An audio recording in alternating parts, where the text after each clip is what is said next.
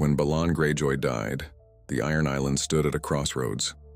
The Seastone chair was empty, and for the first time in generations, the ancient rite would return, the Kingsmoot. Called by Euron Greyjoy, the priest of the drowned god, it was meant to restore the old way. Captains and kings would gather, and the strongest among them would be chosen. Euron believed he could control it. He believed the drowned god would guide the choice. He was wrong. The captains gathered. Voices rose. Claims were made. Among the contenders stood Victarion Greyjoy, the warrior, strong and respected.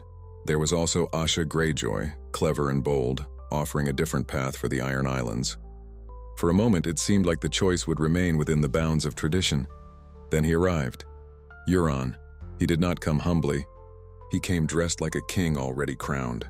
His armor dark, his presence unsettling, his confidence absolute. The crowd felt it immediately.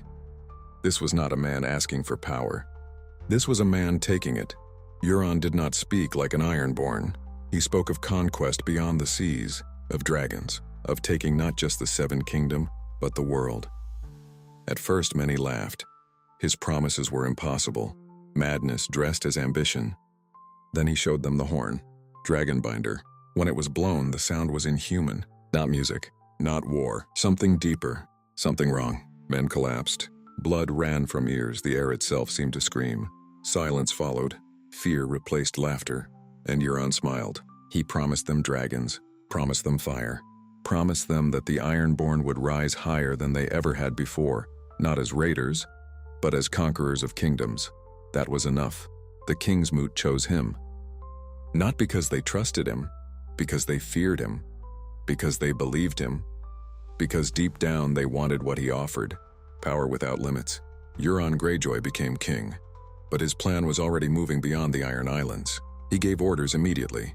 The Iron Fleet would sail, not west, east, toward Daenerys Targaryen. His command was simple: bring her to him, marry her, take her dragons, rule everything. He sent Victarion Greyjoy to do it. But Euron underestimated his brother's ambition, because Victarion was not sailing to serve, he was sailing to take. Meanwhile, Euron remained in Westeros, consolidating power, launching attacks, and spreading something darker than war. Rumors began to grow, not just of conquest, but of magic, of rituals, of sacrifices, of a man who did not just want the Iron Throne, but something beyond it. Euron, imprisoned and broken, began to understand the truth. Euron was not just dangerous, he was unnatural, a man who had seen things no human should see, a man who no longer feared gods, because he believed he could become one. And if he is right, then the war for Westeros is nothing, because what is coming is something far worse.